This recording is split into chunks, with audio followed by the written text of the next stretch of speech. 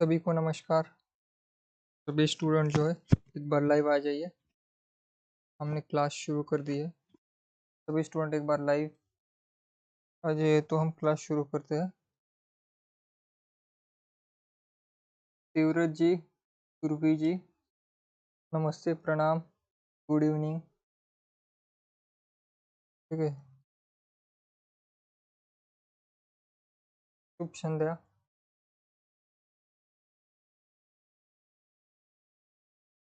तो आज हमारे पेपर 1 टीचिंग एप्टीट्यूड का MCQ और PYQ चल रहा है। कल हमने 30 प्रश्न किए थे।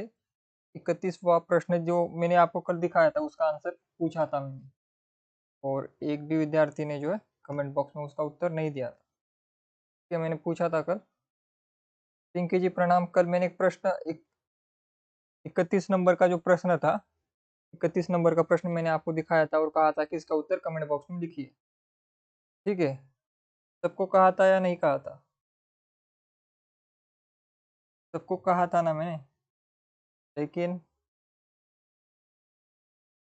जो है सिंह जी का एक कमेंट आया, उन्होंने क्लास के बारे में कहा है कि क्लास अच्छी है, लेकिन उत्तर किसी ने नहीं दिया।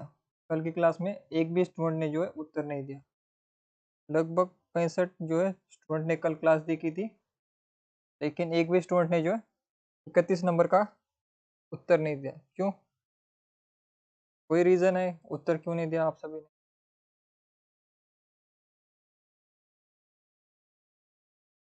कल मैंने आपको कहा था कि उत्तर इसका कमेंट बॉक्स में दीजिए। ठीक है, कोई बात नहीं, आज हम उसे जो है आज इसका उत्तर आपको बता देंगे। ठीक है, तो हमारी शिक्षण आवृत्ति की क्लास जो है की कल से शुरू है।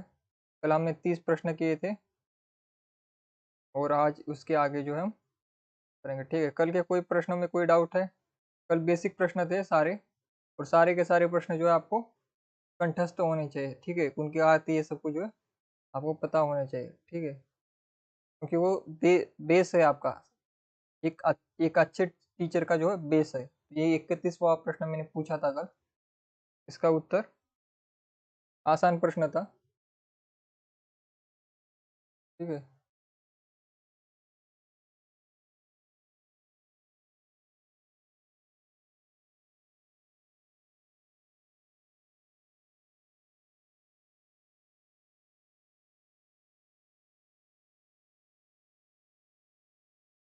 तो इसका उत्तर दीजिए प्रश्न 31 का। निम्नलिखित में से कौन सा कक्षा शिक्षण का आधारभूत प्रतिमान है? अधिगम का प्रतिमान, निर्देशात्मक प्रतिमान, दोनों, या कोई नहीं? इसका उत्तर दीजिए सभी। सभी स्टूडेंट इसका एक बार उत्तर दीजिए क्या है।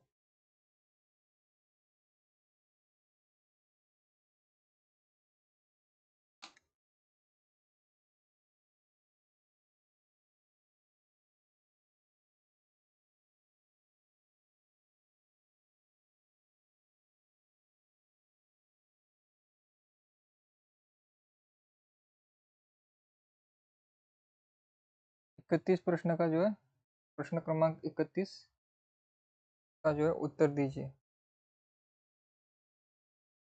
सारे स्टूडेंट जितने आए हैं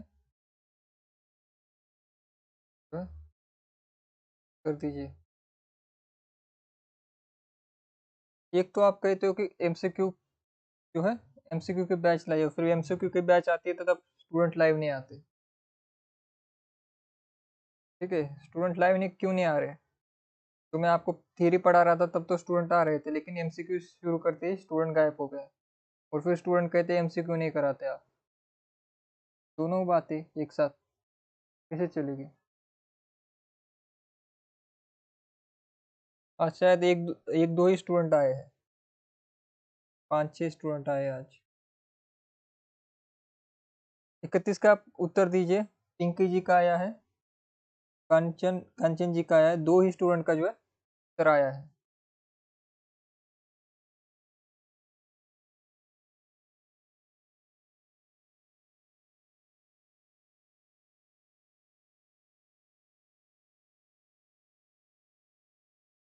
ठीक है, 2 ही स्टूडेंट का जो है उत्तर आया है।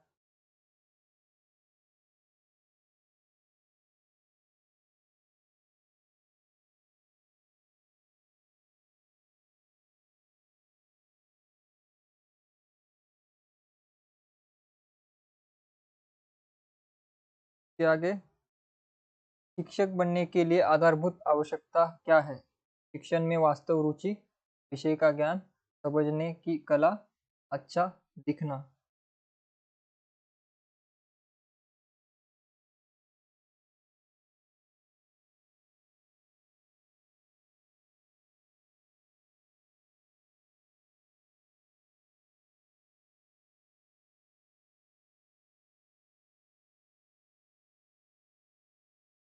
32 का बताइए।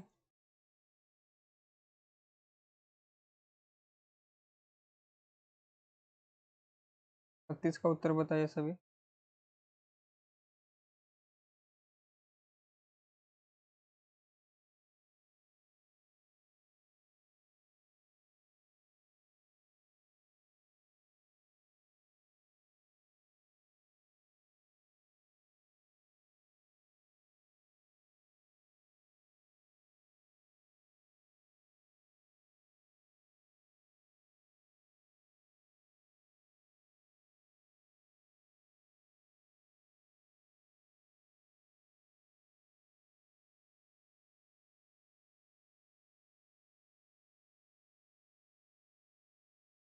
बत्तीस का उत्तर बताइए सभी।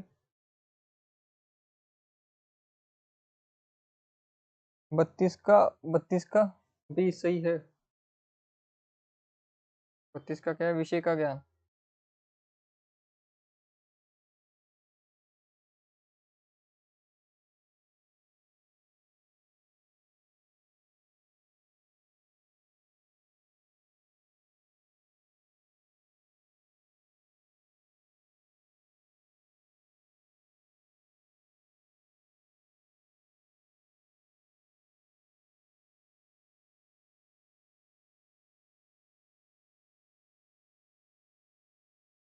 फिर 33 में अभी एक जरा इसे छोटा कर देते।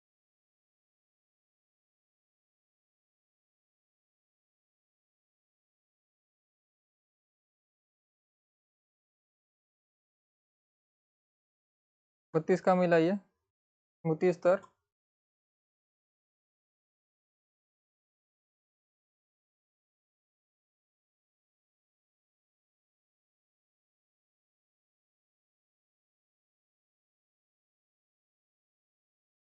स्मृति स्तर, ग्रहण शक्ति, उच्चारणशील स्तर। छूट है।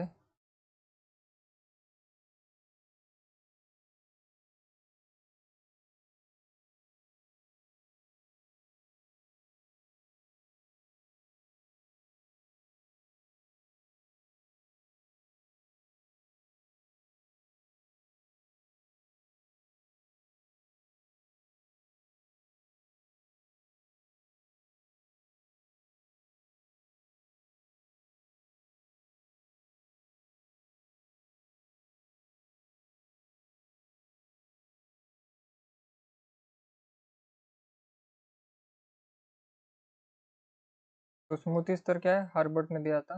ग्रहण शक्ति मॉरिसस ने। और उच्चारणशील स्तर क्या है? हंट का। मैंने आपको याद करवाया था, विचार चिंतन जो है हमें हंट करता है।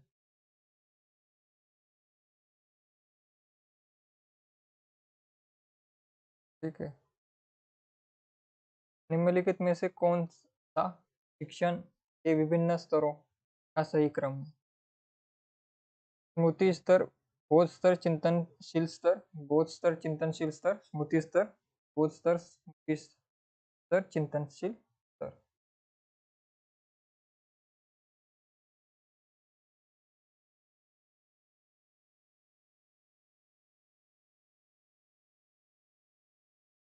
चौतीस का बताइए।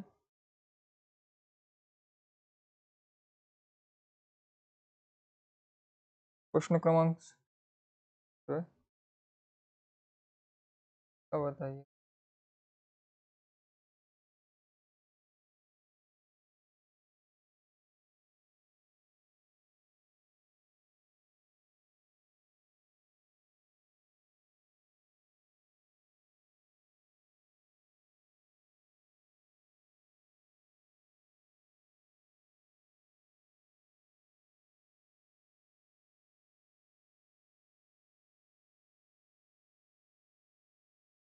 34 का ये है, सबसे पहले आता है स्मृति स्तर। ठीक है, सबसे पहले क्या आता है? स्मृति स्तर। सबसे पहले स्मृति स्तर। ठीक है, सबसे पहले स्मृति स्तर, फिर है अवबोध स्तर, और फिर क्या है? चिंतन स्तर। ठीक है, निम्नलिखित में से कौन सा शिक्षण अधिगम प्रक्रिया में स्वतंत्र चर है? शिक्षक, शिक्षार्थी, शिक्षार्थी यानी कि स्टूडेंट, संस्था यानी कि एकेडमी, इंस्टीट्यूट, कॉलेज, और माता पिता, पेरेंट्स। स्वतंत्र चर मैंने आपको बताए थे। चर, स्वतंत्र से चर, आश्रित चर। बेसिक प्रश्न है ये सारे, बेसिक आपका, बेसिक जो है आपका तैयार होना चाहिए। ठीक है, उसके बाद एडवांस जो है क्वेश्चन पूछे जाएंगे। ठीक है, बेसिक क्वेश्चन आपके गलत हो रहे हैं। ये केवल आपकी परीक्षा के लिए उपयोगी नहीं। आज, कल और आज के जो प्रश्न मैंने पूछे हैं वो आपके नेट के परीक्षा से ज्यादा आपके जीवन के लिए, आने वाले आपकी टीचिंग लाइफ के लिए ज्यादा इंपॉर्टेंट है। ठीक है, जो मैंने क्वेश्चन पूछे थे कल और आज जो पूछ रहा हूँ वो आपके नेट से ज्यादा आपके जीवन के, आने वाले जीवन में, यानी कि जब आप प्रोफेसर बनोगे, टीचर बनोगे, उसके लिए ज्यादा इंपॉर्टेंट है। ठीक है, क्योंकि ये बेस है। अगर इसमें आपकी गलतियां होंगी तो उसको आपको जल्दी से जल्दी सुधारना है। ठीक है,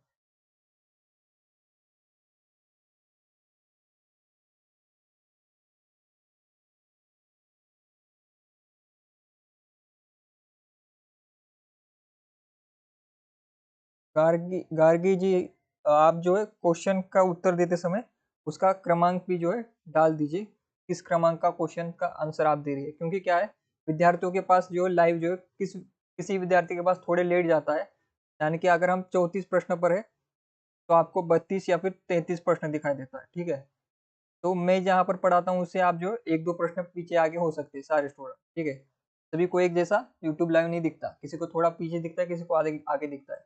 इसलिए आपको क्वेश्चन के आंसर देते हुए एक बार जो है नंबर भी लिखना है आपको। ठीक है,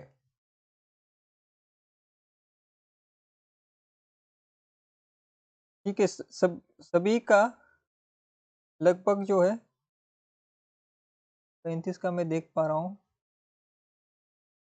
कांचन जी का है जो है, कांचन जी का सही है। स्वतंत्र चर शिक्षक होता है। ये काफी बेसिक, काफी बेसिक जो है क्वेश्चन था ये। स्वतंत्र चर क्या होता है? जो चर किसी पर आश्रित ना हो, और एजुकेशन में टीचर स्टूडेंट पर आश्रित नहीं होता।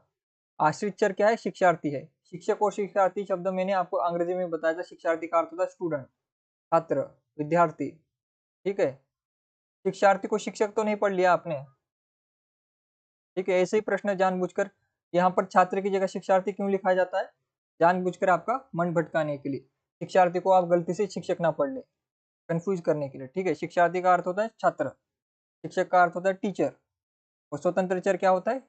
शिक्षक होता है। क्योंकि शिक्षक विद्यार्थी पर आधारित नहीं होता। शिक्षक क्लास में आता है, वो अपने मुताबिक जो है पढ़ाता है। उसे स्टूडेंट नहीं कहता कि आज इतना पढ़ाओ, या फिर आज मेरा मन नहीं है तो आज मत पढ़ाओ, ऐसा स्टूडेंट नहीं कह सकता। शिक्षक के मुताबिक जो है क्लास चलती है। शिक्षक क्या होता है? ड्राइवर होता है। ठीक है, कक्षा का ड्राइवर कौन होता है? शिक्षक होता है। स्वतंत्र चर किसे कहते हैं? जिसके हाथ में कमान हो। ठीक है, तो कक्षा की कमान किसके हाथ में होती है? किसके हाथ में ध्वज होता है? किसके हाथ में ड्राइविंग सीट होती है? टीचर के हाथ में होती है। ठीक है, तो स्वतंत्र चर कौन होता है? टीचर होता है, शिक्षक होता है। आश्रित चर कौन होता है? विद्यार्थी होता है। ये बेसिक प्रश्न आपने गलत किया है। हिंदी के स्टूडेंट जो है पेपर 1 की क्लास को ध्यान से नहीं देखते। मैंने आपको इतने डिटेल में बारीकी से जो है, इतने सारी जो है, लगभग कितने, हमारे 24वीं क्लास है। ठीक है, लगभग 22 क्लास में हमने आपको थ्योरी पढ़ाई थी। 22 क्लास में कोई थ्योरी नहीं पढ़ा था। 5 दिन में, 2 दिन में टीचिंग एप्टीट्यूड खत्म कर देते हैं। हमने 22 क्लासेस ली, 22 घंटे तक पढ़ाया है आपको टीचिंग एप्टीट्यूड, और बार बार पढ़ाया है। और उसके बाद बावजूद भी आप सबसे बेसिक क्वेश्चन स्वतंत्र और परतंत्र चर यानी कि आश्रित चर ये बेसिक क्वेश्चन अगर आप गलत करते हो तो मुश्किल है। आप जितने जितने स्टूडेंट ने गलत किया है वो जो है रिकॉर्डेड क्लास फिर से देखेंगे, ठीक है। टीचिंग एप्टीट्यूड की 2x स्पीड में जो है स्पीड 2x स्पीड में आप सभी जो है स्टूडेंट फिर से टीचिंग एप्टीट्यूड की क्लास देखिए, जिनका जिनका गलत हो रहा है, ठीक है। फिर निम्नलिखित में से संज्ञानात्मक ज्ञान क्षेत्र का उच्चतम स्तर कौन सा है? शब्दों से नहीं घबराना आपको। संज्ञानात्मक ज्ञान क्षेत्र ऐसे शब्द आते हैं, इससे घबराना नहीं है, ज्ञान की बात हो रही है। संज्ञानात्मक को भूल जाओ, ठीक है।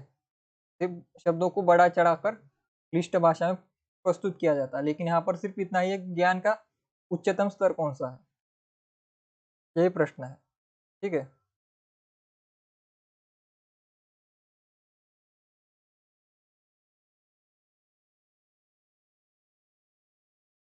आप भूल जाते हो स्नेहा जी, तो एक बार आपको याद करना चाहिए, ठीक है।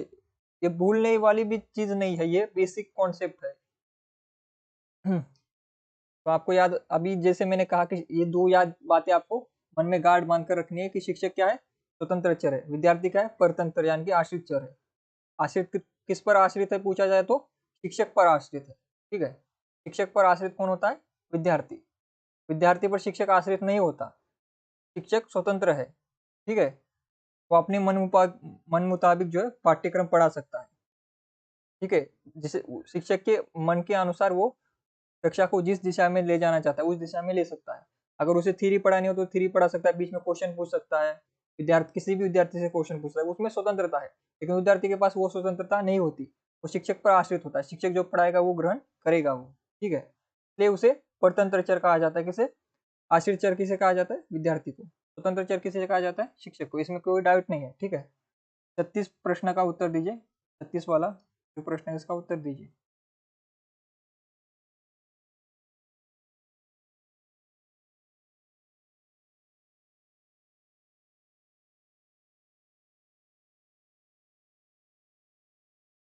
तो संज्ञानात्मक ज्ञान क्षेत्र का उच्चतम स्तर है मूल्यांकन करना,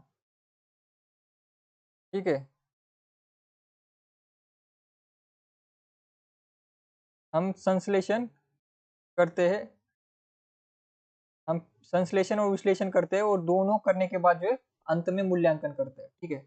अंत में क्या होता है? उच्चतम स्तर क्या होता है? जब हम मूल्यांकन करते हैं इस चीज का फाइनल डिसीजन, तो मूल्यांकन सबसे उच्चतम है। पहले संश्लेषण और विश्लेषण आता है, फिर वो आता है मूल्यांकन। तो उच्चतम स्तर क्या है? संज्ञानात्मक ज्ञान का मूल्यांकन करना, ठीक है। और मूल्यांकन करने का हमारा, तो ये जब आप पीएचडी करोगे, एमफिल करोगे, ये सारे रिसर्च के जब होते हैं, वहां पर अंत में आप पूरा जब 3 साल तक रिसर्च करते हो और अंत में जो है मूल्यांकन करते हो पूरी जो भी आपने थीसिस लिखा हो, तो क्या है वो उच्चतम अंत में आता है। संज्ञानात्मक ज्ञान क्षेत्र में उच्चतम है। ये भी कक्षा में भी सबसे उच्चतम वाले कक्षा के विद्यार्थियों को मूल्यांकन करने का जो है अवसर प्रदान किया जाता है। छोटी कक्षाओं के विद्यार्थियों के पास नहीं होता मूल्यांकन। संश्लेषण और विश्लेषण का मैंने अर्थ बताया। संश्लेषण यानी कि जो वस्तु जिस प्रकार से उस प्रकार से उसको देखकर उसका जो है विश्लेषण करना, यानी कि अगर एक गुलाब का फूल है तो उसको समग्र रूप में देखना, तो वो संश्लेषण है। विश्लेषण क्या है? गुलाब की एक एक पंखुड़ी को अलग अलग करके जो है देखना, यानी कि किसी एक वस्तु को पार्ट में आप डिवाइड करके जब देखते हो या फिर उस पर चिंतन करते हो तो उसे कहा जाता है विश्लेषण करना। और जिस चीज को आप पूरे समग्रता रूप से जो है सार के रूप में अगर उसका विचार करते हो तो उसे हम कहते हैं संश्लेषण, ठीक है। गुलाब के उदाहरण से इसे सबसे अच्छे तरीके से समझाया जा सकता है। संश्लेषण यानी कि पूरा गुलाब को अगर आपने विचार किया पूरे गुलाब पर तो वो हो गया संश्लेषण, लेकिन उसकी एक एक पंखुड़ी को अगर आपने निकाल कर अगर उस पर विचार किया, चिंतन किया, तो उसे क्या वो कहलाता है विश्लेषण करना, ठीक है। और मूल्यांकन अंतिम है, ठीक है। आगे बढ़ते हैं हम। निम्नलिखित में से शिक्षण में कौन सा मुख्य परिवर्तन आधुनिक समय में मुख्यतः देखने को मिलता है? ये काफी आसान प्रश्न है। मैंने इसके बारे में जो है हर क्लास में, लगभग हर क्लास में इसकी बारे में मैं चर्चा की है, पिछली क्लास में भी की थी। बार बार बताता हूँ, एक बात जो मन में गांठ कर बांध कर रखनी है, वही उत्तर है इसका। मैंने इसके बारे में लगभग 50-60 बार जो है क्लास में बताया होगा, हर क्लास में हमेशा बताता ही रहता हूँ। तो निम्नलिखित में से शिक्षण में कौन सा मुख्य परिवर्तन आधुनिक समय में देखने को मिलता है। यह समूह केंद्रित होती जा रही है, यह प्रशिक्षु केंद्रित होती जा रही है, यह शिक्षार्थी केंद्रित होती जा रही है, कोई भी नहीं।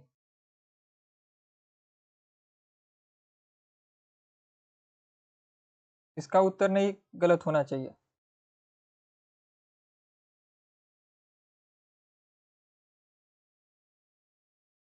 आपने कांचन जी, आपने जो पहली की क्लासेस नहीं देखी, लेकिन मैंने ऑब्जर्व किया है कि आपके जो लगभग क्वेश्चन जो है सही होते हैं। ठीक है, आपकी तैयारी अच्छी है पेपर 1 की।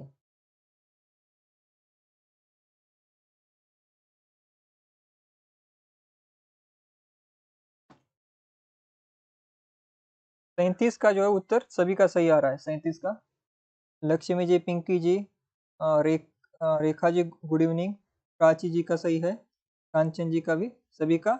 यहाँ पर किसी को डाउट नहीं है। ठीक है, मैंने आपको बार बार कहा था कि आधुनिक समय में क्या है, शिक्षार्थी केंद्रित जो है हमारी होती जा रही है क्या, शिक्षा पद्धति। ठीक है, आधुनिक समय में शिक्षार्थी यानी कि विद्यार्थी केंद्रित, छात्र केंद्रित शिक्षा हो रही है। प्रशिक्षक यानी कि जो प्रशिक्षक देता है, ट्रेनिंग देता है,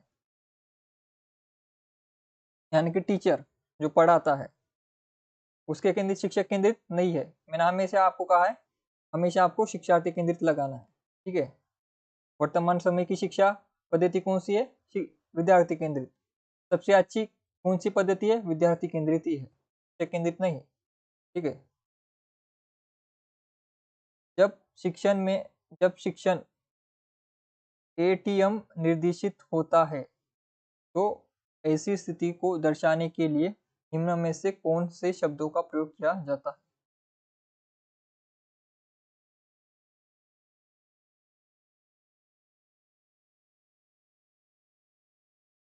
पेडागोजिकल है और एंड्रागोजिकल है, ये दूरस्थ शिक्षा और कोई नहीं।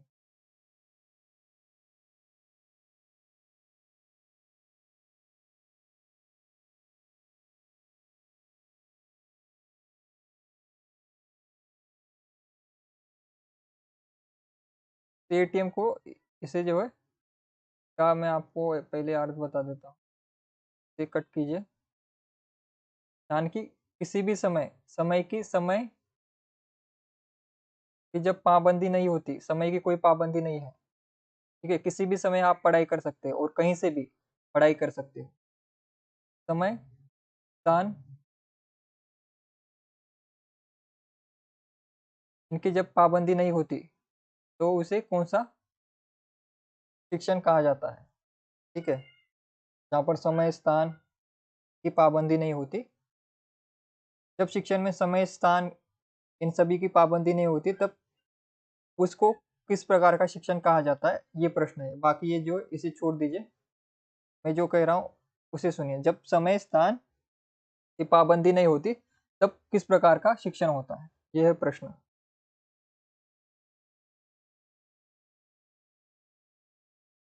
तब दूरस्थ शिक्षा होती है। ठीक है, दूरस्थ शिक्षा क्या होती है, जैसे कि भारत में इग्नू, इंदिरा गांधी विश्वविद्यालय जो है, वो क्या है, दूरस्थ शिक्षा प्रोवाइड करता है। यानी कि आप घर बैठे जो है शिक्षा ले सकते हैं, सिर्फ आपको एग्जाम लिखने के लिए जाना होता है।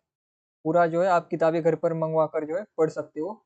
हाँ, ये खास जो है, जो लोग जॉब करते हैं या फिर जो महिलाएं हैं जो कि घर का काम करते हैं, उनके लिए खास जो है ये वरदान साबित हुआ कि उन्होंने जो घर बैठकर जो बीए एमए जैसी डिग्रियां प्राप्त की। बहुत से ऐसे लाखों विद्यार्थी है जो जा नहीं सकते, या फिर ऐसी जगहों पर है जहाँ पर शिक्षा नहीं है, जैसे कश्मीर की जगहों में, ऐसे पहाड़ी इलाकों में जहाँ पर यूनिवर्सिटी स्कूल कुछ भी नहीं है, तो वहाँ के स्टूडेंट और जो महिलाएं हैं जिनको घर में रखा जाता है हाउस वाइफ की तरह, तो उनको सीखने की इच्छा हो तो वो दूरस्थ शिक्षा का लाभ उठा सकते हैं। ठीक है, ये है दूरस्थ शिक्षा। वहाँ पर समय स्थान की कोई पाबंदी नहीं होती, आप घर बैठे कभी भी पढ़ सकते हो, परीक्षा आपको सिर्फ साल में एक बार देनी होती है। ठीक है, दूरस्थ शिक्षा खास करके आर्ट्स के फैकल्टी में ज़्यादा ली जाती है, क्योंकि साइंस और कॉमर्स में जो है उसमें प्रैक्टिकल ज़्यादा होने के कारण जो है दूरस्थ शिक्षा ज़्यादा संभव नहीं हो पाती। लेकिन बीए और एमए की डिग्री जो है दूरस्थ शिक्षा में काफ़ी प्रसिद्ध है। संज्ञानात्मक ज्ञान क्षेत्र का वर्गीकरण निम्न के द्वारा प्रस्तुत किया गया था। संज्ञानात्मक ज्ञान क्षेत्र का वर्गीकरण किसने किया था?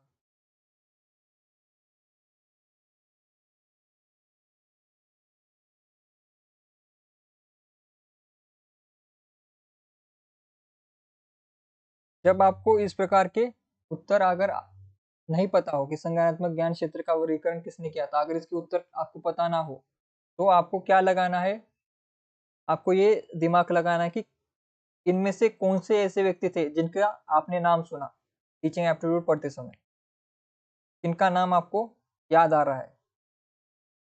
अगर आपको पता नहीं संज्ञानात्मक ज्ञान क्षेत्र का वर्गीकरण किसने किया, लेकिन इन तीनों में से किन विद्वान का नाम आपको बार बार सुनने को आया है या फिर कभी सुना हुआ लगता है, उसे लगा सकते हो। ठीक है, जब आपको उत्तर ना पता हो। ठीक है,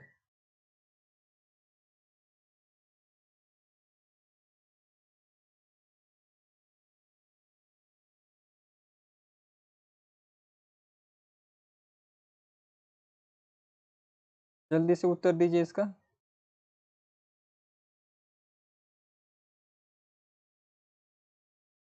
39 का उत्तर क्या है, जल्दी दीजिए। संज्ञानात्मक ज्ञान क्षेत्र का वर्गीकरण किसने किया था?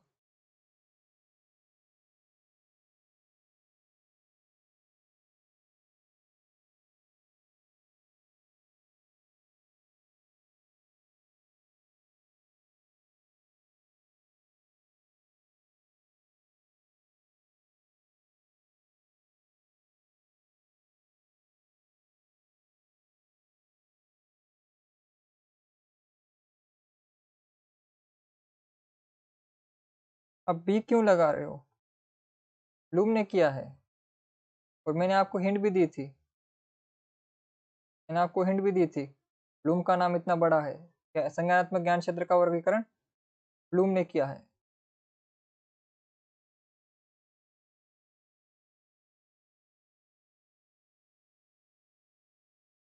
ये ब्लूम हो गया है गलती से, ये ब्लूम है।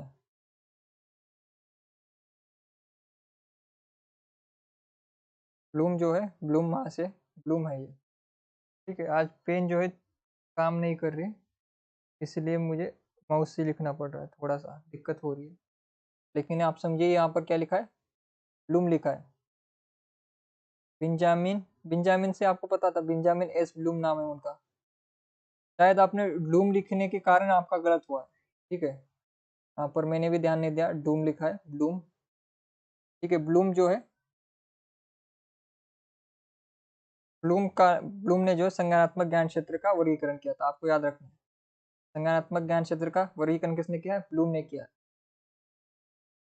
निम्न निम्न में से कौन सा शब्द पहले से सीखी गई सामग्री का उपयोग करने को प्रतिबिंबित करता है?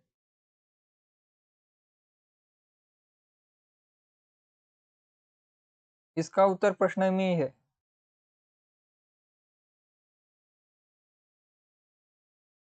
जैसे हमने सुबह अंतरलापिक मुखरिया पढ़ी थी या पहेलियां पढ़ी थी, उसमें भी कैसे उत्तर प्रश्न में था, इसी प्रकार ये 40 का भी प्रश्न का उत्तर प्रश्न के शब्दों में ही है। ठीक है, सिर्फ थोड़ा दिमाग लगाइए, उत्तर आपके सामने ही है।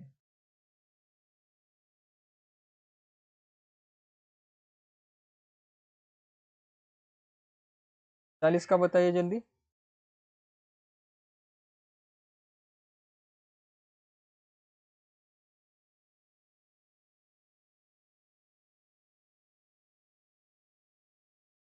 ठीक है, ब्लूम को आपको याद करना है। ब्लूम ने क्या है, संज्ञानात्मक ज्ञान क्षेत्र का वर्गीकरण किया था। ठीक है, याद करना है, लिख कर रखना है पर्ची पर, स्टिकी नोट्स पर लिख कर चिपका देना है। ठीक है, फर्स्ट पेपर पर स्टूडेंट ज़्यादा ध्यान नहीं देते, बिना फर्स्ट पेपर के जो है आपकी जो है नौका पार नहीं होगी। फर्स्ट पेपर को भी आपको समझना है। तो इसका बताइए, 40 का बताइए। 40 का सही आ रहा है अनुप्रयोग। अनुप्रयोग जो है,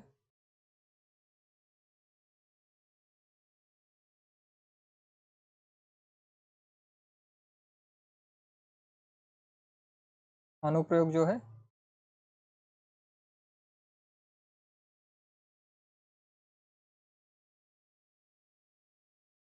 अनुप्रयोग इसका उत्तर है। ठीक है,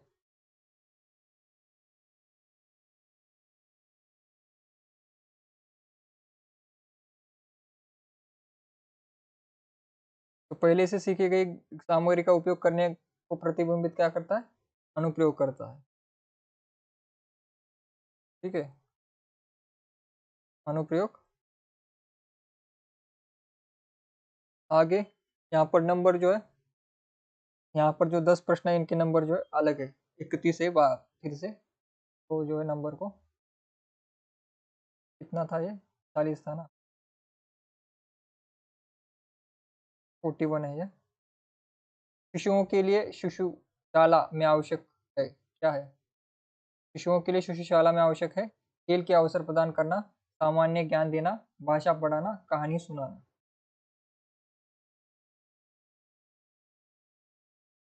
ठीक है, 40 का सभी का उत्तर सही आ रहा है। कांचन जी, प्राची जी, लक्ष्मी जी, गार्गी जी।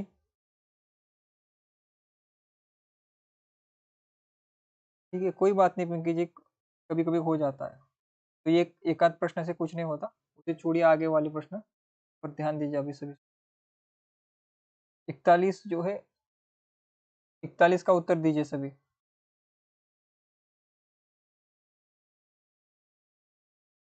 शिशुओं के लिए शिशुआलय में आवश्यक है, क्या है? ये छोटे छोटे बच्चे हैं जो कि LKG UKG किंडरगार्टन वाले जो स्टूडेंट है, छोटे छोटे बच्चे 5 साल से, यानी कि 3 से 5 साल के जो बच्चे हैं उनके लिए स्कूल में क्या उपयोगी है सबसे ज्यादा? शिशुआलय यानी कि जो किंडरगार्टन ये सब कुछ होते हैं, उसमें क्या खेल के अवसर प्रदान करना, सामान्य ज्ञान देना, भाषा पढ़ाना, कहानी सुनाना। काफी आसान है। अगर आपके घर में कोई बच्चा होगा जो किंडरगार्टन ये सब में जाता है तो आपको उसका उत्तर आ जाएगा। ठीक है, या फिर आपने अगर तैयारी की होगी टीचिंग की। सभी का उत्तर सही आ रहा है। लक्ष्मी जी, गार्गी जी का, प्राची जी का, पिंकी जी का, आरती जी का, सभी का उत्तर सही है।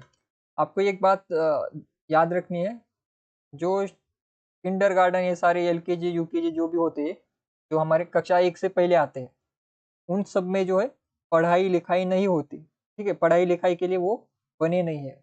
वहां पर जो है खेलना, और जो है विद्यार्थियों को जो है कैसे जीवन जिया, मतलब कैसे कपड़े कैसे पहनने हैं, बूट कैसे पहनना है, ये जो बाल कैसे बनाने, ये सारे जो बेसिक होती है, बैठना उठना, ये सारे बातें करना, दोस्त बनाना, ये सारे बेसिक बातें जो है किंडरगार्टन इस सब में पढ़ाई जाती है। वहां पर सामान्य ज्ञान नहीं दिया जाता। आजकल वो मिक्स किया जाए, क्योंकि हमारे इंडिया में जो एजुकेशन को, किताबी एजुकेशन को ज्यादा महत्व दिया जाता है।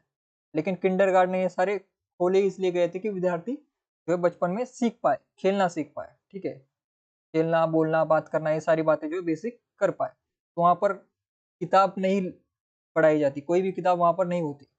लेकिन अगर आप जाकर देखोगे किंडरगार्टन में, आजकल जो है किताबें भी वहाँ पर जानबूझकर जो है पेरेंट्स डालते ही है कि हमारा बच्चा 3 साल का है लेकिन उसको पढ़ना आना चाहिए, फोर्स करते हैं। लेकिन ये शिशुवालय बनाए किसके लिए कहते हैं? खास करके खेलने के अवसर प्रदान करने के लिए। ठीक है, उनका शारीरिक विकास हो, बेसिक विकास करने के लिए ये है। ठीक है, इसके बाद आगे पढ़ते हैं। ये है 42। एक अच्छी पाठ्यपुस्तक वह है जो अन्य विशेषताओं के अतिरिक्त अनिवार्य रूप से सम्मिलित करती है। परीक्षा का निर्देश, गृह कार्य के अभ्यास यानी कि होमवर्क, शिक्षकों के निर्देश यानी कि टीचर के इंस्ट्रक्शन, फिर प्रकरणों की सूची, बहुत से यानी कि सूची। इनमें क्या है?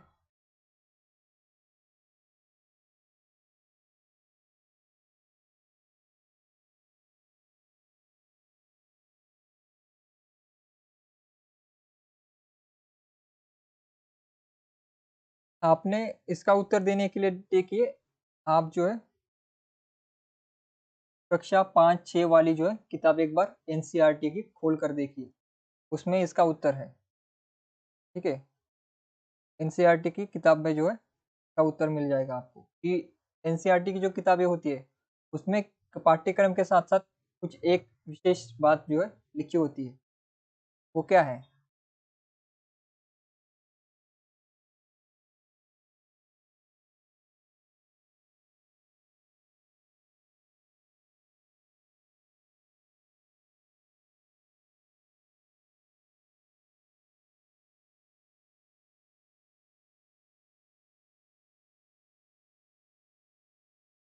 इसमें आपको गृह कार्य में जो है थोड़ा सा डाउट होगा, इसलिए इसको इसको हटा दीजिए, ठीक है, इसको हटा दीजिए, ये उत्तर नहीं है। अब बताइए। ठीक है, गृह कार्य भी जो है पाठ्य पुस्तक में पहले से ही शामिल होता है, वो तो है, लेकिन अतिरिक्त अतिरिक्त की बात हो रही है, अतिरिक्त की बात हो रही है, गृह कार्य उत्तर नहीं है। अब ये तीनों में उत्तर दीजिए, ठीक है। आपको डाउट होगा गृह कार्य में, इसलिए मैंने इसे हटा दिया। गृह कार्य उत्तर नहीं है इसका।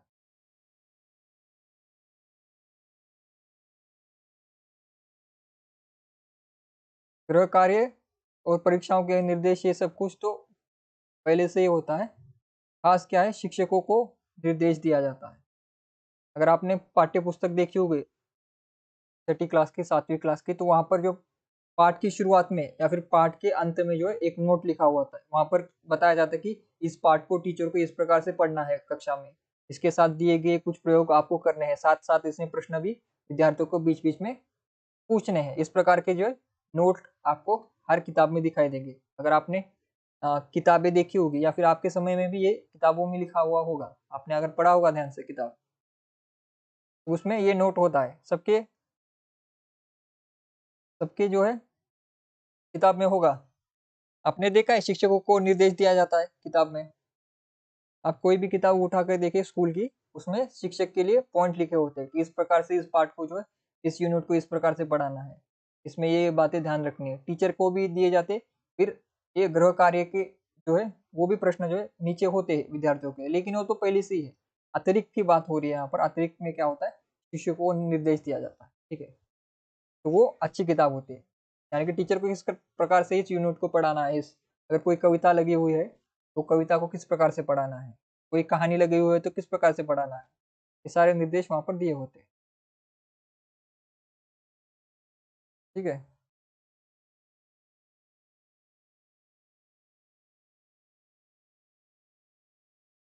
अभी 43 प्रश्न है, प्रश्न नंबर 43। वर्तमान समय में प्राइमरी शिक्षा की दुर्दशा का मुख्य कारण है। प्राइमरी शिक्षा यानी कि 1 से 5 में जो दी जाती शिक्षा की दुर्दशा क्यों है।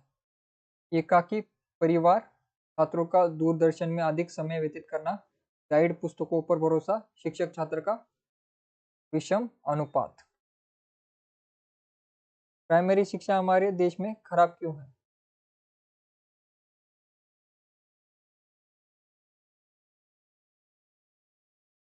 प्राइमरी शिक्षा क्यों खराब है, इसका उत्तर आपको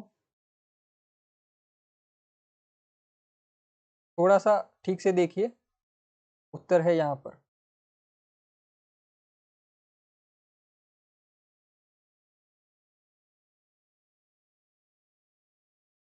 थोड़ा सा ध्यान देने की जरूरत है सिर्फ।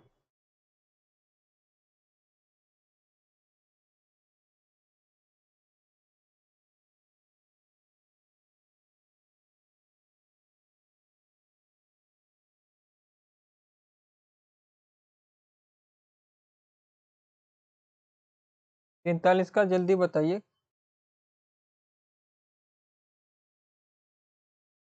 थोड़ा थोड़ा और विस्तृत रूप से जरा इस पर चिंतन कीजिए, थोड़ा बेसिक नहीं, देश के स्तर पर देखिए क्या प्रॉब्लम आ रही है। थोड़ा देश के स्तर पर देखिए प्रॉब्लम क्या आ रही है प्राइमरी स्कूल, न्यूज में क्या आ रहा है, समाचार में क्या आ रहा है, देश में शिक्षा व्यवस्था में जो न्यूज बन रही है, बड़ी न्यूज किस किसकी न्यूज बन रही है, शिक्षा व्यवस्था में बड़ी न्यूज क्या है जो हमेशा न्यूज चैनल पर चलती रहती है, डिबेट। इसमें आंदोलन होता है बहुत सा, किस बात के लिए आंदोलन हो रहा है वर्तमान समय में, थोड़ा सा विचार कीजिए, थोड़ा विस्तृत विचार कीजिए।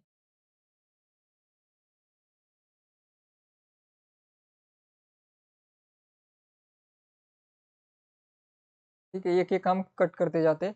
एकाकी परिवार यानी कि जो सिंगल फैमिली होती है, यानी कि जिसमें 4 लोग होते हैं, यानी कि नाना नानी या फिर दादा दादी जहाँ पर नहीं होते, उसे एकाकी परिवार कहते हैं। यानी कि जहाँ पर 2 बच्चे और माता पिता, वो कोई कारण नहीं है शिक्षा का, परिवार से सीधा कोई नाता नहीं। दूसरा, छात्रों का दूरदर्शन में अधिक समय व्यतीत करना, प्राइमरी शिक्षा का दुर्दशा नहीं है, वो छात्र की दुर्दशा हो सकती है, ज़्यादा से ज़्यादा छात्र की हो सकती है, प्राइमरी शिक्षा की नहीं हो सकती। फिर गाइड पुस्तकों पर भरोसा करना, इससे दुर्दशा नहीं होती, ठीक है। दुर्दशा क्यों है? शिक्षक छात्र का विषयानुपात, यानी कि छात्र है 100 और वहां पर शिक्षक पढ़ाने के लिए एक ही। जैसे बड़े स्कूलों में, जैसे अगर आप हार्वर्ड जैसे यूनिवर्सिटीज में जाओगे, ऑक्सफोर्ड जैसे यूनिवर्सिटीज में जाओगे, वहां पर लगभग 30 स्टूडेंट के लिए एक टीचर होता है, 30 से ज्यादा स्टूडेंट नहीं होते, ठीक है। कहीं कहीं पर 15 स्टूडेंट के लिए एक टीचर होता है, जो बड़े बड़े स्कूल है, बड़े बड़े यूनिवर्सिटीज है, अच्छे कॉलेज है। और लेकिन इंडिया में भी बेसिकली कहा जाता है कि लगभग 60 स्टूडेंट हो एक कक्षा में। जैसे कि यूनिवर्सिटीज में, जो बड़ी यूनिवर्सिटीज है, उनमें भी यही फॉर्मेट जो है आपको दिखाई देता है। जो बड़ी यूनिवर्सिटीज है वहाँ पर हर डिपार्टमेंट में सीट कितनी होती है? 60-70 इतनी ही होती है, 30 होती है, कहीं पर 40 होती है, ठीक है। तो एक टीचर एक समय पर 60 से ज़्यादा अधिक स्टूडेंट को ना पढ़ाए, और अच्छा क्या माना जाता है? कम से 30 स्टूडेंट को पढ़ाए, कम से कम 30, ज़्यादा से ज़्यादा 60 तक। 60 के ऊपर जब जाता है तो 150, 300 वो जो है गलत है। तो प्राइमरी शिक्षा में क्या है कि एक ही टीचर होता है, और वो गणित भी पढ़ाता है, विज्ञान भी पढ़ाता है, अंग्रेजी भी पढ़ाता है, फिर हिंदी भी पढ़ाता है। प्राइमरी स्कूल में आपने देखा होगा। और स्कूल में सारे 200-300 स्टूडेंट होते हैं, कभी कभी जो है कक्षा 1 से लेकर 5 तक की कक्षाओं को साथ में ही पढ़ाया जाता है, आपने देखा होगा गाँव में। तो यही दुर्दशा का मुख्य कारण है, ठीक है, कि सभी को एक साथ पढ़ाओ। कक्षा 1 के बच्चे को भी वही पढ़ा रहे, कक्षा 5 के बच्चे को भी वही पढ़ा रहे, ठीक है। तो ये प्राइमरी शिक्षा का मुख्य दुर्दशा का कारण है कि शिक्षक छात्र के विषम अनुपात है, ठीक है। फिर आगे बढ़ते हैं। सभी बच्चों की एक ही समस्या है तो आप उनकी समस्या का समाधान करते हैं एक एक करके, सामूहिक ढंग से। पहले छोटे बच्चों का, पहले बड़े बच्चों का। ये छोटे बच्चों का हल करेंगे जो उम्र में कम है, छोटे कम है, या फिर जो उम्र में बड़े बच्चे हैं। इसका आंसर काफी आसान है। हाँ, वही लक्ष्मी जी, 300 छात्र है और 5 टीचर है। कम से कम वहाँ पर 15-20 टीचर होने चाहिए, 300 स्टूडेंट के लिए 15-20 तो टीचर होने चाहिए। और जैसे कि आपको पता है कि टीचर भी रखे जाते तो गेस्ट लेक्चरर रहते हैं, आपकी यूनिवर्सिटी में भी देखा होगा या फिर कॉलेज में भी देखा होगा। उनको जो है 500 रुपये दिन का देकर जो रखा जाता है, कुछ महीनों के लिए, 6 महीनों के लिए रखा जाता है। तो उससे जो है दुर्दशा और भी खराब हो जाती है, क्योंकि उनको परमानेंट नौकरी नहीं है और अच्छी सैलरी मिल नहीं रही, तो उनका मन भी नहीं होता पढ़ाने का। ये वो हमने टीचिंग एप्टीट्यूड में देखा भी था, सैलरी ना देना ये भी जो एक कारण होता है। कम सैलरी देना भी एक कारण होता है, जिससे जो टीचर अच्छा पढ़ाता नहीं। फिर ज़्यादा सैलरी देना भी कारण होता है, जिससे टीचर अच्छा नहीं पढ़ाता। 44 का बताया, 44 का आसान है, सही है। सामूहिक ढंग से, अगर सभी को समस्या आ रही है तो सामूहिक ढंग से पढ़ाया जाएगा।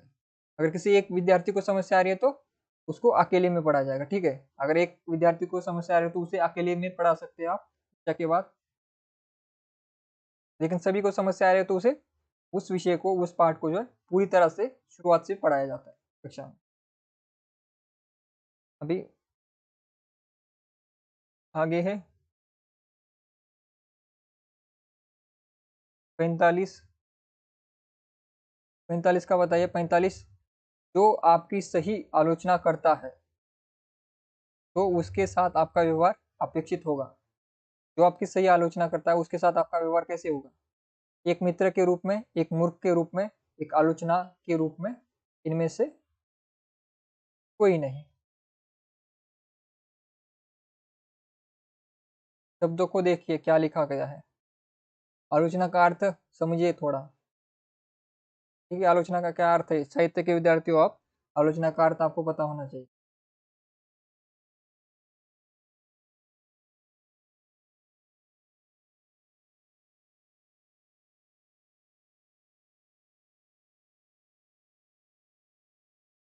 सही, एक मित्र के रूप में। आलोचना का अर्थ केवल निंदा नहीं होता। आलोचना में जो है आपकी सच्ची समालोचना होती है, यानी कि आपके अच्छे और बुरे दोनों पॉइंट जब बताता है, तो वो एक अच्छा मित्र आपके अच्छे और बुरे दोनों ही बातों को बताता है, ठीक है, वही आलोचना होती है। आलोचना आपकी सबसे अच्छी आलोचना आपके मित्र, आपके माता पिता करते हैं, ठीक है, तो वो आपके एक रूप से मित्र होते हैं। वो एक मूर्ख नहीं होता जो आपकी सही आलोचना, यहाँ पर शब्द क्या है, सही है, सही आलोचना करने वाला आपका मित्र होता है, मूर्ख नहीं होता। अगर उसे आप मूर्ख समझोगे तो आप मूर्ख बन जाओगे, ठीक है। तो एक आपकी आलोचना करता है इसलिए आप उसकी उलट आलोचना ना करें, ये भी गलत है। इसलिए इनमें से कोई नहीं भी आएगा, क्योंकि यहाँ पर ऊपर उत्तर आ गया है, ठीक है। आगे बढ़ते, एक प्रभावी अध्यापक के लिए आवश्यक नहीं मानते केवल दंड देने वाला हो, वह विषय को रोचक बनाता हो, सृजनशील हो, वह उत्तम वक्ता हो। एक प्रभावी अध्यापक के लिए आवश्यक नहीं माना जाता, ऐसे पढ़िए इसको, माना नहीं मानते हैं, नहीं मानते या फिर माना नहीं जाता। एक अच्छे शिक्षक के लिए क्या आवश्यक नहीं माना जाता?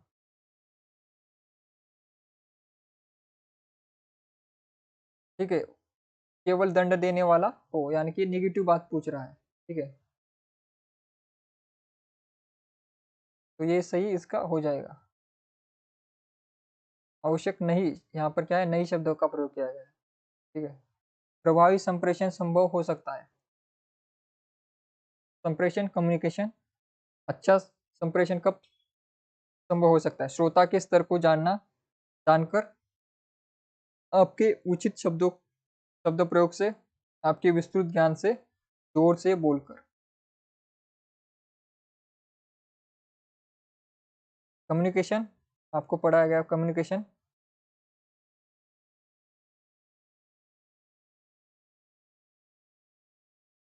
ये जो है, एक बार मैं सही कर लेता, इधर ऊपर सही है, ठीक।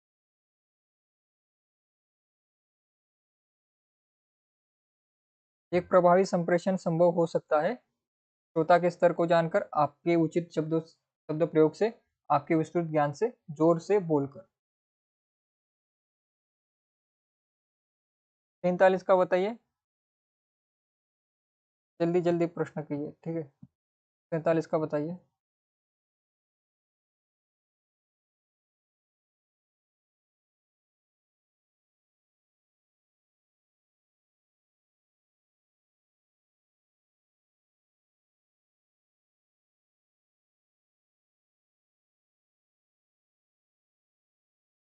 सैंतालीस का बताइए जल्दी।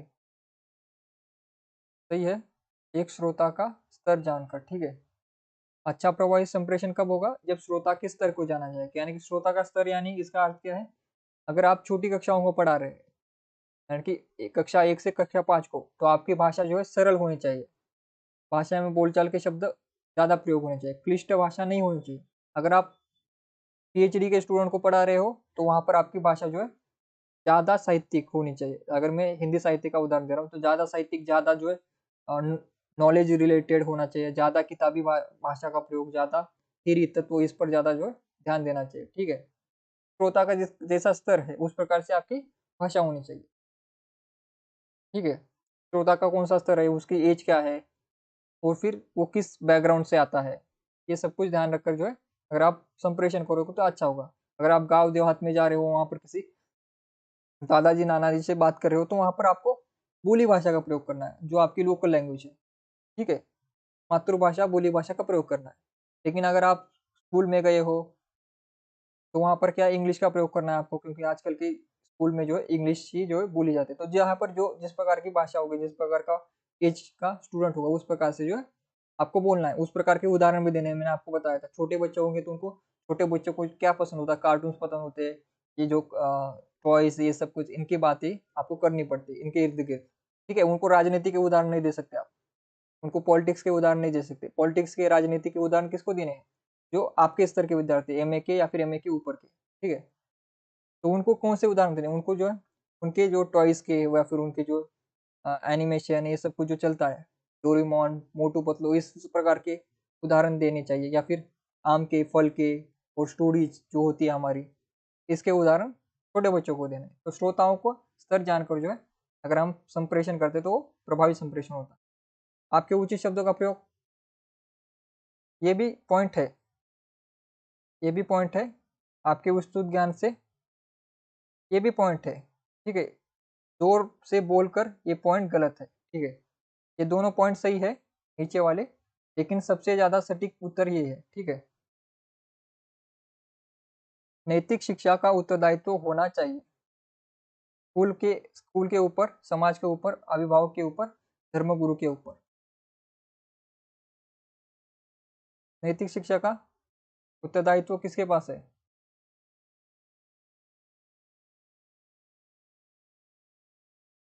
ठीक है, 43 का बी क्यों दिया है गार्गी जी आपने? कंचन जी, बी नहीं है, उसका उत्तर ए है। किसी को कोई डाउट है इसमें, बी क्यों नहीं है और ए क्यों है? यहाँ पर प्रभावी शब्द का प्रयोग किया गया है। ठीक है, बी और सी, ये भी अच्छी बातें हैं, लेकिन इंपॉर्टेंट क्या है, आप पेपर वन ऐसे डिजाइन किया जाता है जिसमें क्या है, लगभग 3-4 उत्तर जो आपके ऑप्शन में होते हैं वो सारे उत्तर सही होते हैं, लेकिन वहां पर सबसे सटीक उत्तर कौन सा होता है ये पूछा जाता है हमेशा। ठीक है, तो आपके उचित शब्द का प्रयोग भी अच्छी बात है, आपका विस्तृत ज्ञान भी ठीक बात है, लेकिन यहाँ पर जो प्रश्न पूछा जा रहा है उसका सटीक उत्तर क्या होगा, श्रोता के स्तर को जानना सबसे सटीक होता है। सबसे पहले जरूरी बात क्या है, वही। जैसे इसका उदाहरण अगर मैं पूछूं, जैसे आपको ऑक्सीजन की भी जरूरत होती है, आपको पानी की भी जरूरत होती है, आपको खाने की भी जरूरत होती है, तीनों भी आपको जीवित रहने के लिए जरूरी है। लेकिन सबसे ज्यादा जरूरी क्या है, ऑक्सीजन, क्योंकि ऑक्सीजन के बिना आप 2-3 मिनट से ज्यादा जी नहीं सकते। जल के बिना आप जो है 2 दिन दिन से ज्यादा जी नहीं सकते, और खाने के बिना आप जो है ज्यादा दिन तक जी सकते हैं, यानी कि 5 दिन 10 दिन तक जी सकते। ठीक है, तो सबसे ज्यादा इंपॉर्टेंट क्या है तीनों में से, ऑक्सीजन। लेकिन तीनों भी इंपॉर्टेंट है, उसी प्रकार से यहाँ पर भी है, श्रोता के स्तर को जानना सबसे ज्यादा इंपॉर्टेंट है, ऑक्सीजन की तरह। बिना ऑक्सीजन के आप 2 मिनट से ज्यादा जी नहीं सकते। इसी प्रकार से सबसे इंपॉर्टेंट पॉइंट क्या है, श्रोता के स्तर को जानना, प्रभावी संप्रेषण। ठीक है, तो पेपर वन में ऐसे ही प्रश्न पूछे जाते हैं, तीनों, तीन या फिर चार, चारों के चारों उत्तर सही होते हैं, लेकिन उसमें सबसे सटीक कौन सा है वो आपको जो है सेलेक्ट करना पड़ता है। 48 का उत्तर दीजिए। नैतिक शिक्षा का उत्तरदायित्व होना चाहिए किस पर?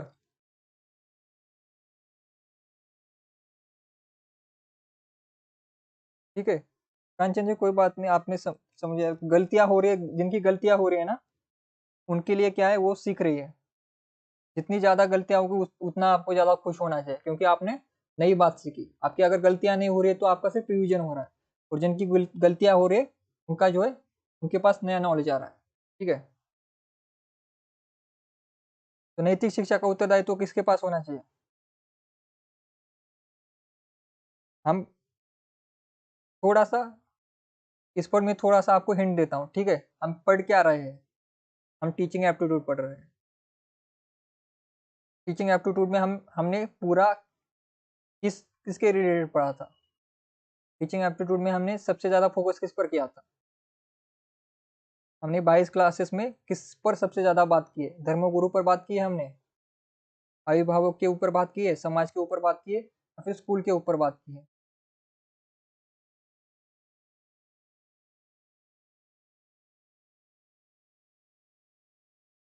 इसका उत्तर आप सोचिए, उत्तर आपको मिल जाएगा। किस पर हमने चर्चा किस पर किया, क्योंकि हमने शुरू से लेकर अंत तक जो है आपको सब कुछ पढ़ाया है, तो हमने पूरे 22 क्लासेस में किस पर चर्चा ज्यादा की है? क्योंकि हम वही टॉपिक पढ़ रहे, तो टॉपिक के अंदर ही उत्तर होगा ना, टॉपिक के बाहर का उत्तर तो नहीं होगा।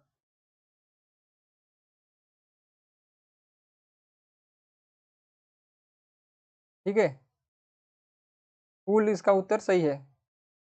स्कूल के ऊपर नैतिक शिक्षा का उत्तरदायित्व होता है, धर्मगुरु के ऊपर नहीं। ठीक है, ना ही अभिभावक के ऊपर, ना ही समाज के ऊपर। स्कूल के ऊपर यानी कि स्कूल में किसके ऊपर है, स्कूल के ऊपर यानी कि शिक्षक के ऊपर होता है। हमने नैतिक शिक्षा मैंने बताई थी आपको कि एक टीचर को जो है साथ साथ में पढ़ाते समय जो नैतिक शिक्षा भी देनी है, राष्ट्र प्रेम भी जगाना है। राष्ट्र प्रेम के बारे में मैंने आपको पढ़ाया था, शिक्षक के दायित्व उत्तरदायित्व में क्या होता है, उसको नैतिक शिक्षा देनी है, उसको शारीरिक शिक्षा भी देनी है, उसको खेल कूद से सिखाना है, फिर उसका भावनात्मक विकास भी करना है। ज्ञानात्मक, भावनात्मक और शारीरिक के साथ साथ जो है नैतिक विकास, ये भी जो है किसका उत्तरदायित्व है, स्कूल में किसका है? स्कूल यानी कि शिक्षक, स्कूल में कौन होता है, शिक्षक ही पढ़ाता है।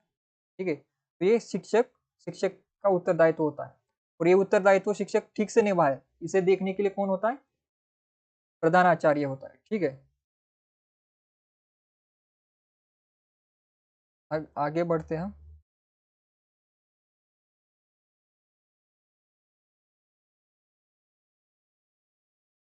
छोटे बच्चों की शिक्षा दे छोटे बच्चों की शिक्षा देना जरूरी है, परंतु उनके ऊपर किस प्रकार का बोझ अपेक्षित नहीं है। ठीक है, यहाँ पर प्रश्न पूछा जा रहा है कि छोटे बच्चों को शिक्षा देना तो जरूरी है, लेकिन किस प्रकार का बोझ उन पर नहीं होना चाहिए। लिखने का बोझ, पढ़ने का बोझ, गृह कार्य का बोझ, विद्यालय जाने का बोझ। ठीक है, थोड़ा सा ट्रिकी है प्रश्न। पेपर वन में प्रश्न ट्रिकी ही होते हैं। आपको लगते हैं तीनों ऑप्शन, चारों ऑप्शन सही है, और ऐसे ही कंफ्यूजन वाले जो है प्रश्न टीचिंग एप्टीट्यूड में पूछे जाते हैं हमेशा नेट में। पेपर वन में ऐसे प्रश्न पूछे जाते हैं, इसलिए पेपर वन के जो है मार्क्स कम आते हैं स्टूडेंट के, क्योंकि पेपर वन में एक से ज्यादा उत्तर सही लगते हैं। ठीक है, और वो सही होते भी है, लेकिन उसमें क्या होता है, सबसे ज्यादा सही कौन सा है यही पूछा जाता है। जैसे कि हिंदी साहित्य में क्या होता है कि 3 गलत होते हैं और 1 सही होता है, लेकिन पेपर वन ऐसा सब्जेक्ट है जहाँ पर चारों सही होते हैं, लेकिन उसमें चारों में से कौन सा सबसे ज्यादा सही है वो आपको चूज करना होता है। यहीं पर सभी की गलतियां होती है, यहीं पर जो है मार्क्स कटते हैं।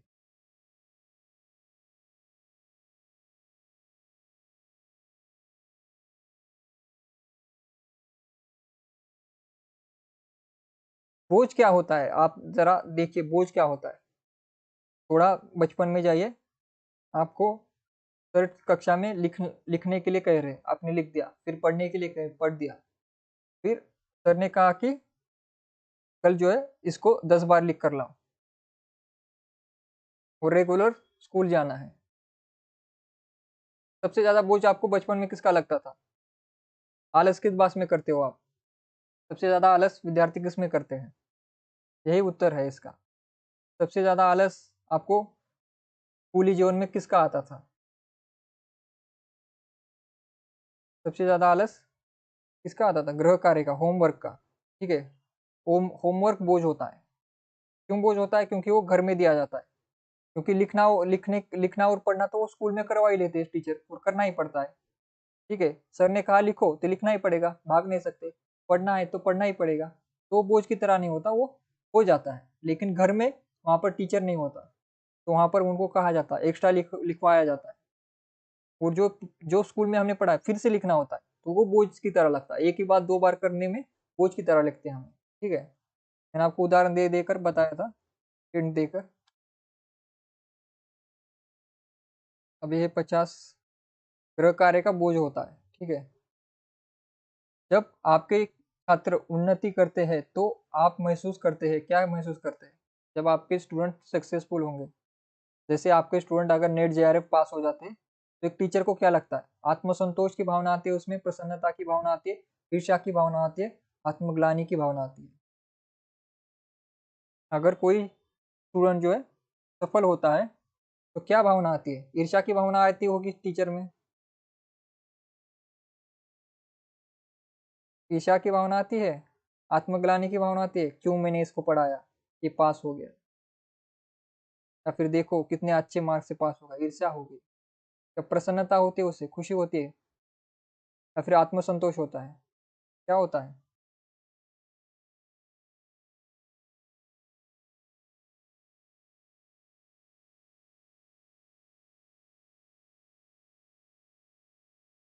जल्दी बताइए, आप भी टीचर बनेंगे?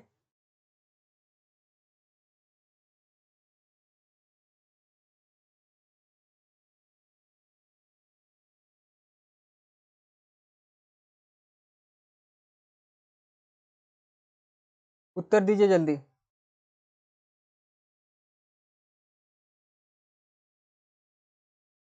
मुझे तो सी लग रहा है। किसी को सी लग रहा है क्या? मुझे तो लग रहा है सी होगा इसका उत्तर। लक्ष्मी जी ने, गार्गी जी ने, कांचन जी ने, पिंकी जी ने उत्तर दिया है। मुझे तो सी लग रहा है। किसी को लग रहा है सी है? ईर्ष्या होती होगी टीचर को, स्टूडेंट पास हो गया तो।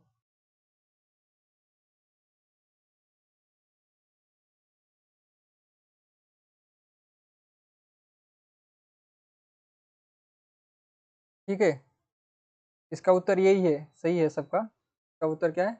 आत्मसंतोष की भावना होती है।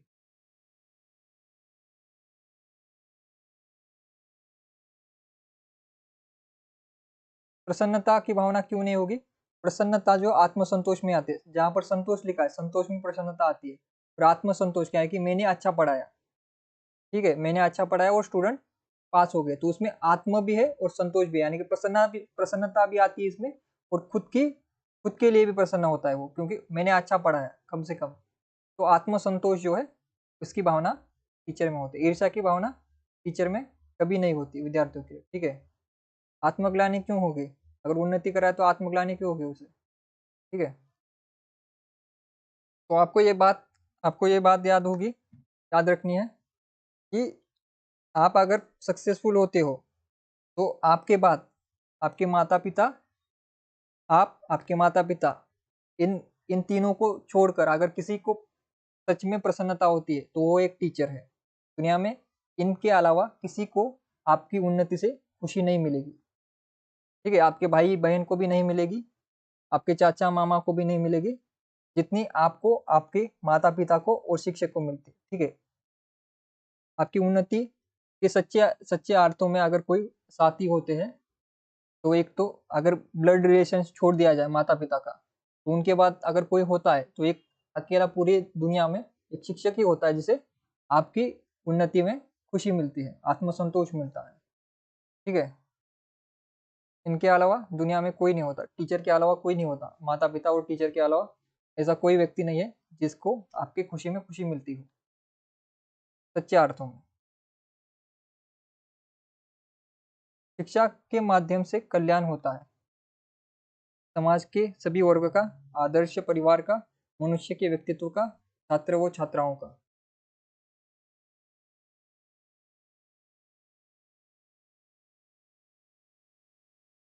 जी जी गार्गी जी, आपको भी सही लग रहा है क्या?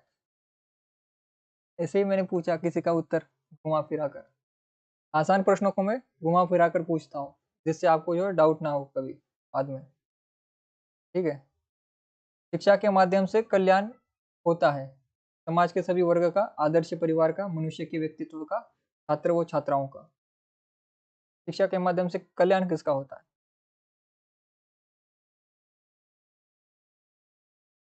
मैंने आपको बताया था टीचिंग के बारे में जब मैं पढ़ाया था। कक्षा किसके भीतर आती है? स्कूल के भीतर। वो स्कूल किसके भीतर आता है? जैसे कि मैंने आपको बार बार डायग्राम निकाल कर बताया था कि जो हमारी कक्षा है वो किसके भीतर आती है? स्कूल के भीतर। वो स्कूल किसके भीतर आता है? समाज के भीतर। तो समाज के सभी वर्ग का विकास किससे होता है? शिक्षा से होता है। कैसे होगा? आप पूछोगे कैसे होगा? जैसे आप यहाँ से पढ़ लिख कर जो है डॉक्टर बनोगे, इंजीनियर बनोगे, कोई टीचर बनेगा, कोई लेखक बनेगा, अलग अलग फील्ड में जाओगे, ठीक है। कक्षा में पढ़कर आप कक्षा में ही तो नहीं रहोगे, कक्षा के बाहर जाओगे, समाज में जाओगे और समाज की सेवा करोगे। एक डॉक्टर जो है सेहत की सेवा करेगा, यानी कि किसी पूरे भारत में या फिर विश्व में जितने भी व्यक्ति है, मनुष्य है, उनकी सेवा करेगा। प्राणी पशु है, उनके भी डॉक्टर होते हैं, उनकी सेवा करेगा। कोई वकील होगा, वो न्याय के लिए सेवा करेगा। कोई आर्मी में जाएगा तो वो देश की रक्षा के लिए सेवा करेगा, ठीक है। तो ये सारे किस में आते हैं? समाज की सेवा करेगा ना अंत में जाकर। तो शिक्षा अगर हम देते हैं किसी को, तो अंत में विद्यार्थी को समाज में जाना और समाज में करनी है सेवा, ठीक है। तो शिक्षा के माध्यम से समाज के सभी वर्गों का कल्याण होता है, उनकी सेवा होती है, उन्नति होती है, ठीक है। तो आदर्श परिवार, मनुष्य के व्यक्तित्व का, छात्रों और छात्राओं का, ये सब कुछ गौण बातें हैं। मुख्य बात क्या है? समाज के सभी वर्गों का, ठीक है। और ये तीनों ही बातें, ये भी बातें आती है आदर्श परिवार का, यानी कि परिवार का भी शिक्षा के माध्यम से आपके खुद के परिवार का भी विकास होगा। यानी कि आपके घर में अगर पढ़ी लिखी बहू है या फिर पढ़ी लिखी माँ है, बेटी है, तो वो आने वाली पीढ़ी भी जो है पढ़ी लिखी बनेगी। वहां पर भी ये भी गलत नहीं है। और मनुष्य के व्यक्तित्व का भी विकास होता है शिक्षा से, ये भी सही है। छात्र और छात्रा का जो पढ़ते हैं उनका भी विकास होगा, ये भी सही है। लेकिन जैसा कि मैंने आपको कहा था, टीचिंग एप्टीट्यूड में या फिर फर्स्ट पेपर में ऐसे क्वेश्चन आते हैं जिनमें सारे सही होते हैं, लेकिन उसमें सबसे ज्यादा सही कौन सा है ये लगाना होता है, ठीक है। तो सबसे ऊपर समाज आता है और समाज के अंतर्गत ये सारे बातें इंक्लूडेड है, ठीक है। एक अध्यापक के रूप में आप प्राथमिकता देंगे विज्ञान विषयों को, वैज्ञानिक दृष्टिकोण या विचार को, उच्च विचारों को, आस्था को।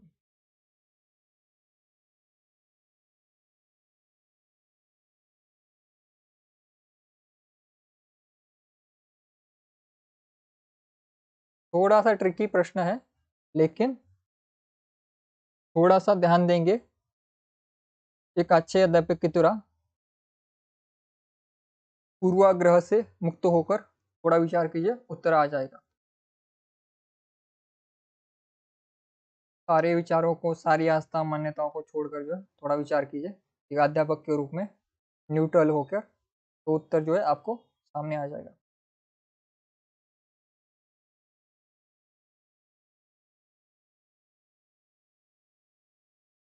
पावन है ये।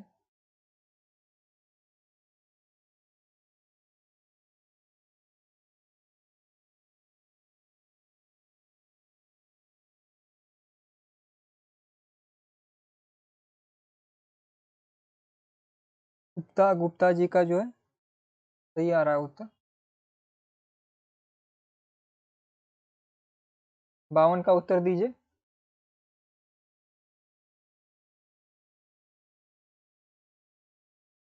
जी, सभी का सही है, वैज्ञानिक दृष्टिकोण का। ठीक है,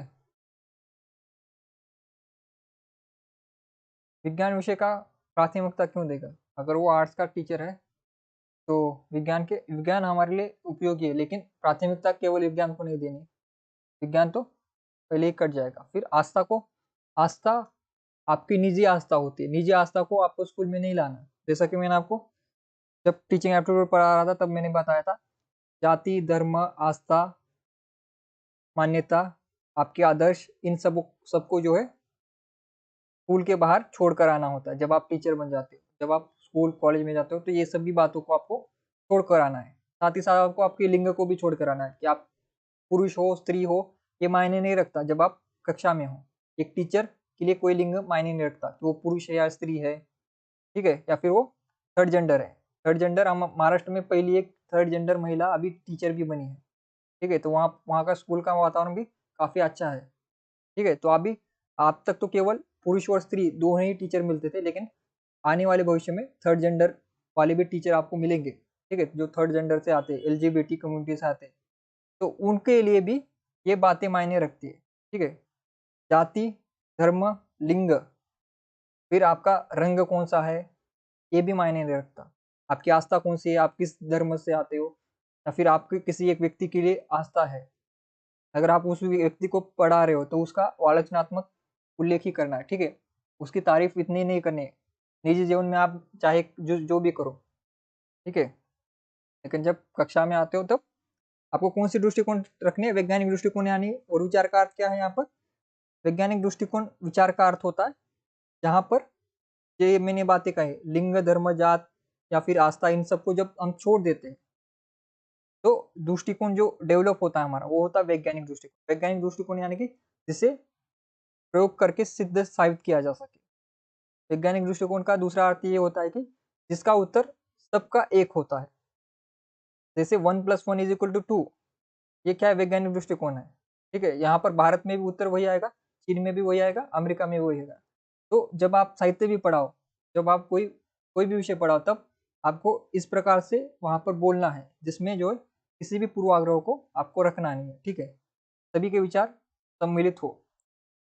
ठीक है, तो उसे कहते हैं वैज्ञानिक दृष्टिकोण। ठीक है, जिसमें आपके पूर्वाग्रह ना हो, आपकी आस्था, आपके विचार, आपके धर्म, जाति, लिंग, ये सब कुछ जब आप छोड़कर जब विचार करते हो न्यूट्रल रूप से, उसे कहा जाता है वैज्ञानिक दृष्टिकोण। ठीक है, इसमें किसी को डाउट नहीं होगा? किसी को डाउट नहीं होगा, लेकिन फिर भी मैंने इसे ज़्यादा एक्सप्लेन इसलिए किया कि आने वाले भविष्य के लिए आपके लिए कारगर होगा। ठीक है, तो इसके आगे जो है हम कल प्रश्न करेंगे। एक, जैसे कल मैंने एक प्रश्न दिया था, आज भी एक मैं प्रश्न दूंगा। प्रश्न नंबर जो है 53 नंबर वाला जो प्रश्न है, आपके अध्यापन करते समय यदि कोई छात्र आपकी त्रुटियों की ओर संकेत करता है, तो आप छात्रों को कक्षा के बाद मिलने के लिए कहेंगे, छात्रों को चुप रहने के लिए कहेंगे, कहेंगे यहाँ पर लिखा गया, कहेंगे या फिर कहेंगे स्वीकार कर लेंगे, या फिर दूसरे दिन अच्छी तैयारी करके जाएंगे? ठीक है, इसका उत्तर जो है आपको कमेंट बॉक्स में देना है। प्रश्न नंबर 53 जो है, 53 नंबर का जो प्रश्न है, इसका कमेंट बॉक्स में आपको उत्तर देना है। ये आपका होमवर्क है, ठीक है, आपका होमवर्क है, आपका बोझ है ये, इसको ढोना है आपको, ठीक है।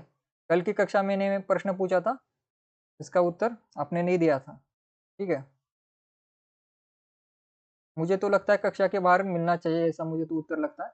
आपको क्या लगता है, तो आप उत्तर दे सकते हैं। मैं तो कहूँगा कक्षा के बाहर मिल तू, मैं तुझे बताता हूँ मैं कौन हूँ, इस प्रकार से टीचर को बोलना चाहिए। मुझे तो ये लगता है, आपको क्या लगता है, इसका उत्तर आप दीजिएगा, ठीक है।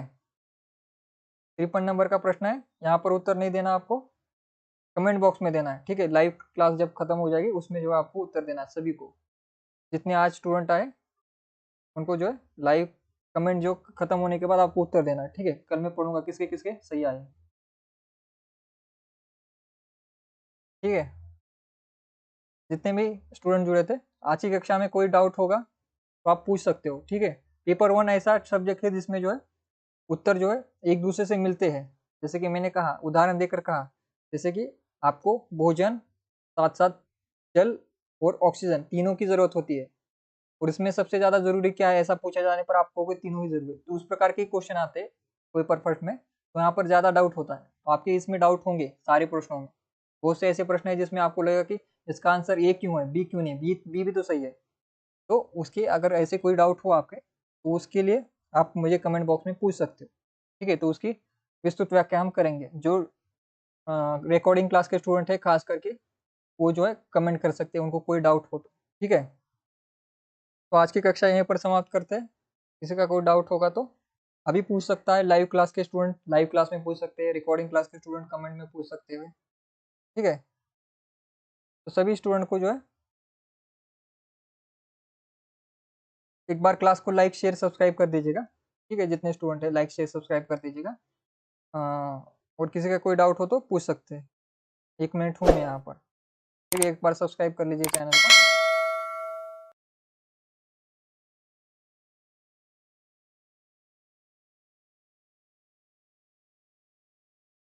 ठीक है।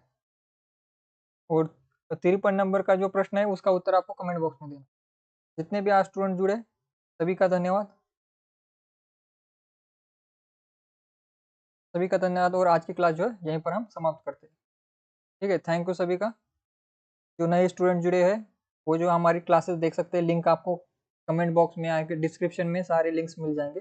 पेपर 1 और पेपर 2 दोनों ही मैं आपको पढ़ाता हूँ, तो दोनों ही पेपर के सारे वीडियोस जो आप देख सकते हैं। हमारी 24 क्लासेस हो चुकी है पेपर 1 की यूट्यूब पर, ठीक है। तो लगभग 40 से ऊपर जो है हिंदी साहित्य की क्लासेस हो चुकी है। तो सारी क्लासेस आप देख सकते हैं। जितने भी स्टूडेंट आज जुड़े, कुछ नए स्टूडेंट भी जुड़े हैं आज, तो उनका भी धन्यवाद सभी का। गार्गी जी, कांचन जी, गुप्ता जी, और कौन है, पिंकी जी, सभी जितने स्टूडेंट अभी अंत तक बने रहे, सभी का धन्यवाद। यहाँ पर हम क्लास समाप्त करते हैं।